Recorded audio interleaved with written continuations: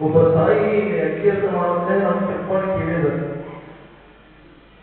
ಯಾಕವಾ ಏನಿಲ್ಲ ಯಾಕಂದಾಗ ಆ ತಾಯಿ ಅಂತ ಇಲ್ಲಪ್ಪ ಮರ ಹುಡುಕಿದ್ರೆ ಮರ ಸಿಗಲಿಲ್ಲ ಮರ ತಗೊಂಡು ಹೋಗುವಾಗ ಆಗ ನಮ್ಮ ಕೆಂಪಣ್ಣ ಒಳಗೂ ಮರ ಕೊಟ್ಟ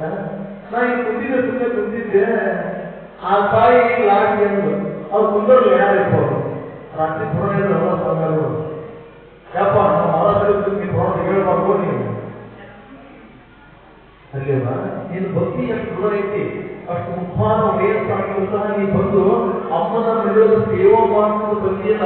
ಇಂಥ ಅಜವಾದ ಭಕ್ತಿಗೆ ನಮ್ಮನ್ನ ಆಶೀರ್ವಾದ ಇರ್ತಲ್ಲ ಅದಕ್ಕಾಗಿ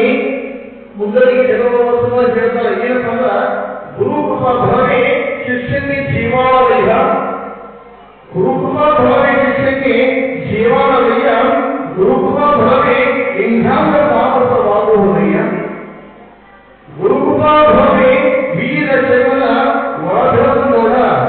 ಗುರು ಸೇವೆಯ ಮಾಡಿ ಗುರು ಕೃಪೆಯ ಪಡೆಯಂತ ನಮ್ಮ ಹೊರಗೆ ಅನ್ನದಾನೀಶ ಮುಂದರಿಗೆ ಜನರು ಹೇಳ್ತಾರ ಈ ಭಕ್ತ ಮಂಡಳಿ ಈ ಮಾನವ ಕುಲಕೋಟಿ ನಿನಗ ನಿಜವಾದ ಭಗವಂತನ ಆಶೀರ್ವಾದ ಆಗಬೇಕಂತಂದ್ರ ಗುರುವಿನ ಸೇವೆಯನ್ನ ಮಾಡು ಗುರುವಿನೊಳಗ ಅಚಲವಾದ ಭಕ್ತಿನ ಸೇವೆಯನ್ನ ಮಾಡು ನೀವು ಮಾಡುವಂತ ಸೇವಾ ಏನಿರ್ತಪ್ಪ ಅಂದ್ರೆ ನಾವು ನೀವು ಅನ್ಕೊಂಡಿರ್ತೀವಿ ನಾವು ಮಾಡುವಂತ ಸೇವೆನ ಅಮ್ಮ ನೋಡೋದು ಅಪ್ಪ ನೋಡೋದು ಅಮ್ಮ ಅಪ್ಪ ಇಬ್ರು ಪೂಜೆ ಹೋಗಿಲ್ಲ ನಾವು ಮಾಡಿರ್ತೀವೋ ಯಾರು ಮಾಡ್ತೀವಿ ಅಂತ ನಾವು ನೀವು ಅನ್ಕೊಂಡಿರಬಹುದು ಮಹಾತ್ಮರ ಕಣ್ಣು ಸುತ್ತಲೂ ಇರ್ತದ ಜಗತ್ ಸುತ್ತಲೂ ಇರ್ತದ